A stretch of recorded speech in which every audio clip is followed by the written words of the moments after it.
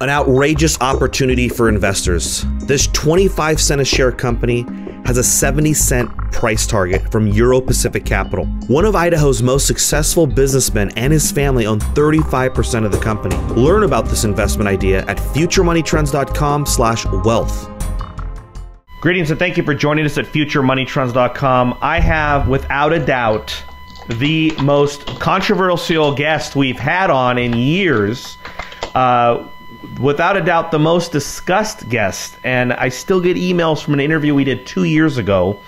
She is like the world's legit whistleblower, former counsel to the World Bank, Karen Hudes of KarenHudes.net. Karen, thank you so much for joining us. Thanks for having me on. Good to be back with you all. Well, hey, the markets are very volatile right now. We know they're manipulated. I really just want to get into what you're focusing on and what your research and what you're wanting people to know about. And I know the last time we had talked about, you really focused on the U.S. currency and the global reset for the entire financial and monetary system. It's 2016. Things seem to be kind of tearing here at the seams with Deutsche Bank. We've got central banks going negative with their yields. We've got a war on cash. Where are we right now? If somebody is observing this thing and they're wondering, hey, what's going on with my 401k or what's going on with my currency, what stage are we at for the global currency reset? We're right on track is where we're at. And for people who want to know what the indicators are to see what's going on, just look at what Germany is doing vis-a-vis its alliance with the United States. Because what we know from the power transition model that came to the World Bank in 2004, which is 90 to 95% accurate, we know that Germany is going to break off its alliance with the United States if we do not kick out the Federal Reserve, which is a private bank. You know, with Germany being such a significant player in Europe, I mean, what does the landscape look like if this happens? And it doesn't seem like the U.S. is in much of a position to eliminate the Federal Reserve. Why do you say that? Well, the Federal Reserve is in charge of our currency. It pretty much controls. I mean, if you control the currency, you control everything, right? Why do you think that the Federal Reserve deserves to continue on with what it's doing? Well, I certainly don't. I mean, you know, as far as solutions or alternatives, whether it's the Treasury or the free market, believe me, I'm not a fan of the Federal Reserve at all. My point and my question is, how will the U.S. even make that call to get rid of the Federal Reserve when it's the Federal Reserve that controls essentially the most important thing in the world right now as far as global liquidity and commerce, and that's the U.S. dollar, which is the reserve currency? The U.S. dollar is something quite different from the Federal Reserve note. The Federal Reserve note is unconstitutional, and the whole point about the Federal Reserve is that it is part of a large conglomerate which three mathematicians at the Federal Institute of Technology, which is the best university in Europe, it's in Zurich. These mathematicians in 2011 published an article on who owns the 43,000 companies in the capital markets. They found out it is one conglomerate, one super entity. At the very center of that super entity is the Bank for International Settlements, which is 60 private central banks, and all of those banks are working together as one entity. What they do is they take the same individuals and appoint those individuals to the boards in interlocking directors. So it's one super entity, and that super entity owns the media, the newspapers, the television, and 80% at least of the alternative media on the internet. So people are not getting an accurate picture of what is actually going on. So Karen, how and who is going to make that call to get rid of the Federal Reserve? It's already been decided. And who is going to do it? That is a coalition which was predicted by a very powerful analytical tool that was developed in the Department of Defense. A political scientist named Jacek Kugler came to the World Bank with that power transition model in 2004. It predicts how coalitions will form. That's what the BRICS are: Brazil, Russia, India, China, South Africa. And there are 140 developing countries in something called the Group of 77. And that is the coalition which, together with the people in the United States who understand what a scam this paper currency is, and there are ever increasing numbers of these people, that is the coalition which is taking down the Fed. And it's centered at the World Bank and International Monetary Fund. There are a lot of people who say, well, the World Bank and the IMF are part of the problem. And the issue is, of course, when you look at who is supposed to be running the World Bank and the IMF, that's where you see this fight between the network of global corporate control, which is what the three mathematicians at the Federal Institute of Technology, that's Glatfelder, Vitali, and I always forget the third mathematician. But in any event, that group has done something called state capture, and they have captured the president of the World Bank and the managing director of the IMF, but those individuals do not have the right to run the organization. If you look at the articles of these organizations, it's very clear. It's the Board of Governors, that's 188 ministers of finance. And that is the group that has formed the coalition and has already taken out the Federal Reserve and the rest of the Bank for International Settlements. They have placed liens on all of their assets. And the way that looks is that there's one Secretary of State in Illinois who invalidated the financing statement that was put on the assets of the Federal Reserve. That's so they could continue to operate. That individual had no right to do that. And I wrote a letter to all of the ministers of finance, and the ministers of finance went back. His name is Jesse White, went back to Jesse White and said, hey, brother, you have no call to take away the lien on all of the assets of the Federal Reserve, because the Federal Reserve issued what's called Treaty of Versailles bonds in the 30s. They went around buying up gold. They told the people who were holding the gold that the gold was going to be taken away from them in World War I if they didn't sell the gold. So that was a very powerful incentive, and these bonds were then issued, which carried interest, which has been continuing to compound. And one of the questions, of course, is how did all of these bonds, which were issued to the royalty, end up nevertheless back in this trust? It's called the Global Debt Facility. But, you know, this network of global corporate control can be very, very persuasive. What you've sort of described is I've heard about Project Greenlight, the plan for the good guys to essentially overthrow the NWO. Is this part of that, where you've got good guys like I've one analyst claims that Greenspan was a good guy embedded into the system.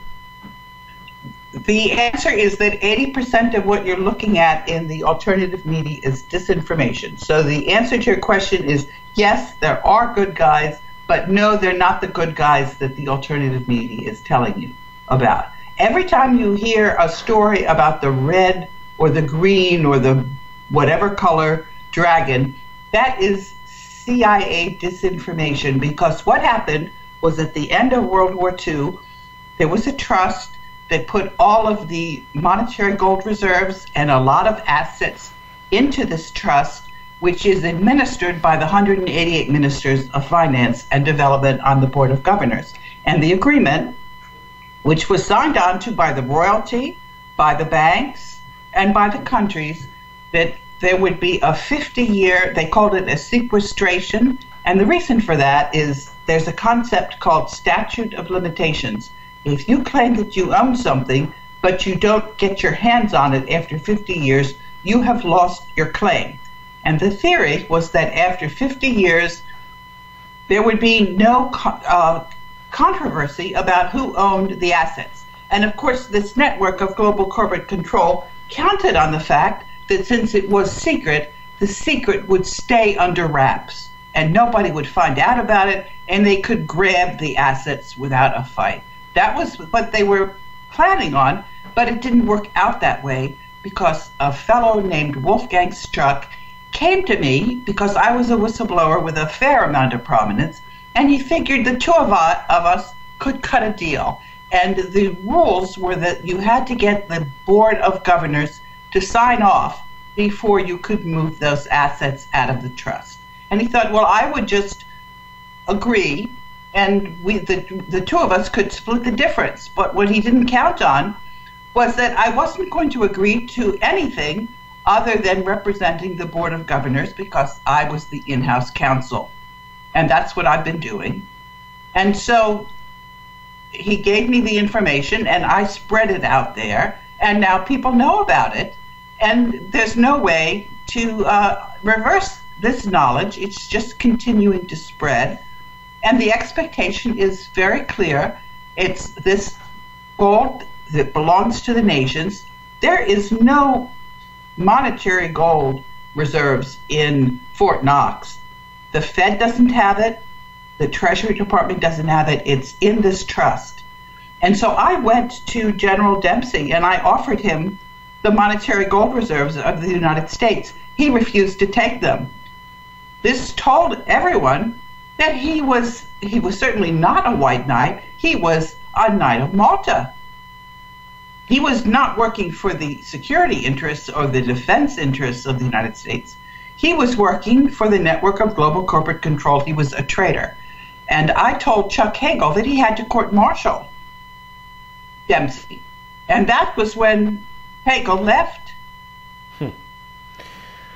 When you speak to these people, like a Chuck Hagel, or write letters, what is the response? I mean, is it received well? I mean, can you tell immediately who might not only be not only are they aware of what you're talking about, but maybe they're working for the other side? Most of what I get is silence, but sometimes you can use that silence to great advantage. So I'll give you for instance. In October, on the 7th of October, I went to Lima because that's where the annual meeting was of the World Bank and the IMF and all of these ministers of finance. And because I had a security badge, I got into the meetings. And I stayed in there for about 6 hours. I met with 20 different delegations, including 2 ministers of finance. And I agreed with all of these people that what was going to happen was that I was going to represent the ministers on the subject matter of the global debt facility, and if any of the countries disagreed with what I said, they would have to go on record in writing. If all of this is happening right now under our noses and pretty much the powers that be are making their move, for the average person listening to this podcast, what's going to happen to cash? What's going to happen to their currency over the next 12 months, over the next 3 years? You have to, first of all, I say to people, you have to get together with your neighbors, relatives, and you have to make sure that there's local currency in your area. There are a number of places which have already done this, like in the Berkshires. What this looks like is you have the businesses in a local area all agree that that currency is going to be accepted for goods and services. And what that does is it creates full employment, and it doesn't leave the area. It stays in the area, but it creates a vibrant economy. And that's the first thing you have to do. You have to be active in this. You have to make sure that you've got local currency in your area. The other thing that I would advise people to do is to get some precious metals, so that if there is no smooth transition, you will have a means of buying what you need to survive, because the paper currencies are not going to continue. And the challenge for us is to replace them with other currency before they crash. This is what happened in the Dark Ages. When the denarius was devalued, they took the metal out of the denarius, and at a certain point, people would not accept that in trading for the goods. That's what's been happening with the Federal Reserve notes, because this quantitative easing, that's just gobbledygook language for tearing up the currency and making it devalued. You think Bitcoin or some of these other digital currencies could be a good alternative? The jury is out on that. Some of these currencies have already crashed in the internet. There's also a kill switch on the internet. So if you had all of your money in Bitcoin and they hit the kill switch, you wouldn't have any money. So it's a very dangerous thing to put all your eggs in one basket. But it's useful for payment, but it's not useful for keeping what they call a store of value, because it can be taken away. There's no guarantee that the people behind those currencies are there for you. There's no guarantee. When you have a currency, you have to know who you're in bed with, and you don't know who you're in bed with. You have no guarantees with that kind of currency. The public in general is very frustrated, as seen in the Bernie Sanders support, the Donald Trump support. The people are upset. They realize that something isn't right, that they're being screwed over, that they're being taken advantage of. I mean, do you think that we have really seen peak, government or fraud, or is this all just part of a plan by the powers that be? Our elections are a joke. The miscount, the technology that they have for voting is absolutely a scam. There's no way to track whether those votes actually were cast, and there's every reason to think that they're systematically just fiddled with. So that's for starters. But the biggest issue is that our professions are there to perpetuate this scam. The legal profession, the journalists, and the accounting profession are all in on this scam. Now, I won't say every lawyer is dishonest. I won't say every accountant is dishonest. I won't say every journalist is dishonest. But certainly the ones at the apex of their profession are. And they are telling you that everything is the way you think it is, whereas the reality is anything but.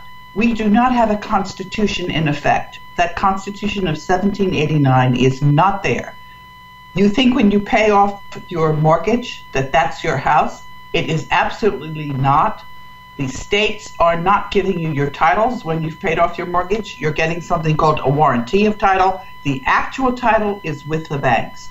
And what's even worse is when you go into the courts, the people that are sitting there as federal judges are actually employees of this network of global corporate control. They're not real courts. We are under military rule. The person who is in charge of this country is not the elected president. It's General, I'm saying General Dempsey, it's General Dunford. And I've been telling him that he is not in charge of the civilian government. I'm telling him because of this coalition for rule of law and the fact that the U.S. monetary gold reserves have already been accepted by the National Taxpayers Union and the County Executives of America. This happened in 2014. And the military are not accepting our gold reserves. I've told him that he is certainly not in charge of the civilian government. We are now in something called interregnum. So if you think that any of these individuals that are campaigning, when they know that the presidency is actually, it's just a showpiece. It's not what's running the government. So they're perpetuating the scam. They're in cahoots with the network of global corporate control. And I would say that not a single candidate that people are talking about and voting on in the primaries is going to be the actual civilian government that we have. When I'm assuming these people who may be under the control aren't aware of the entire scam, but who is aware? Who is actually running and manipulating these events and these media and these journalists and the military? Who is at the core? It is all a show. It's all theater. The journalists are working for the editors who are owned and whose the shots are being called by the network of global corporate control. But in the meantime, the actual reality has moved beyond them because of this coalition. They're just refusing to let people know what the actual facts are. But there are enough people now who know that things are just being staged. They're being staged, and people are they're trying to make people frightened. The UN, wholly controlled. I mean, is this Rothschilds, Freemasons, Jesuits? That's what I'm trying to get at. Who ultimately controls? Who's at the center of this? There has to be, at least in my opinion, there has to be somebody at the very center. You have talked about the groups that own the central banks, that own the Fortune 500 companies. Is that ultimately who is running the world? No, because they're dealing with paper money, which works only so long as people think that that is the right currency. But when they devalue it to where it's at right now, they're doing this because they want the currencies to crash. But in the meantime, what has really happened is people knew that this is a scam and that they're entitled to real currency, which they're going to get. So if you ask me who is running the show, it's the Coalition for the Rule of Law on the Board of Governors of the World Bank and the IMF. And I work for them. You work for them. Okay. That's right. All right. So now, this group that is exposing the scam, I mean, it's just like in anything. I mean, as soon as things change, can you trust the new guy? When this scam is completely blown apart, the new system, the new whatever we're going to do, the new paradigm, do you foresee it as being good, or is it just part of the larger scheme of the evil that is currently controlling things? It's all going to depend on one very critical thing, and I'm going to be working as hard as I can on that. That is protection for whistleblowers. As long as there's no retaliation against whistleblowers, the new system is going to be better. But if we have another form of cover-up, so two things have to happen.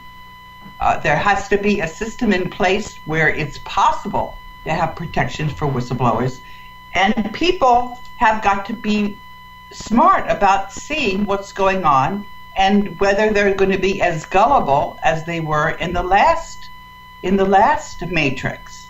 So yeah, we don't have a guarantee that the new system is going to be better. That is a very valid point. People have got to be on the ball. And the most important thing that they have to do is they have to learn not to leave it up to the experts, because the experts are the ones that have been telling everybody that things were the way they needed to be. The journalists have been sitting there and lying bald-faced. But there are a few journalists who are now actually saying, well, I couldn't tell people what was really going on. I had to sell this network of global corporate control disinformation to you. So we've got to really work hard. Actually, that's a very important question. Well, I'll leave it with this on working hard. If somebody would like to get a hold of you, reach out to you, or help spread the message that you have on your website, is KarenHudes.net the best thing for them to do? Do you hold any events or anything, Karen?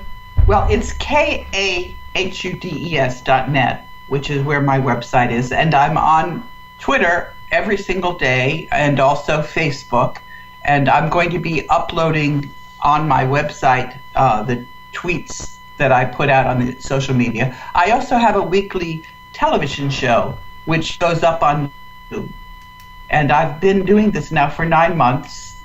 And so you can go back and see all of the different things that are out there. And then there are questions and answers, which I respond to. I respond to all the emails. And I hold myself as somebody who's got to be just passing on the information, everything I know. And so I'll give you an example of how this works. The power transition model that I was telling you about is very, very accurate, and so I'm looking to see whether Germany is moving into the BRICS, Brazil, Russia, India, China, and South Africa, and the answer is yes, they absolutely are, and Germany is the 4th biggest investor in their Asia Infrastructure Investment Bank. So I have got to be very clear that the United States is going to be part of this, that we're not allowing Germany to become our enemy. We are also going to be joining the Asia Infrastructure Investment Bank, and I have made that very clear. I've recently been given the name of the senior official who's going to be representing Germany's interests at the Asia Infrastructure Investment Bank. His name is von Amsberg, and he actually happened to be the country director for the Philippines, and I had contacted him a couple of years ago about the gold. Most of it is located in the Philippines. And so I just recently got in touch with him, and I said, the United States is going to be joining you with the Asia Infrastructure Investment Bank, and we want you to be helping in the global currency reset. So I would say that you have to follow to see where this dialogue is going, whether he just turns his back and doesn't understand that we are in a different paradigm where the United States is actually not under state capture by the Federal Reserve and Wall Street. That's the question. Karen Hudes, thank you so much for your time. You've been very pleasant and very generous with us. Hope to have you on the show in a few months from here. And as we follow this global currency reset, you've been very generous with the information you've shared. Thank you so much. Thanks for having me on.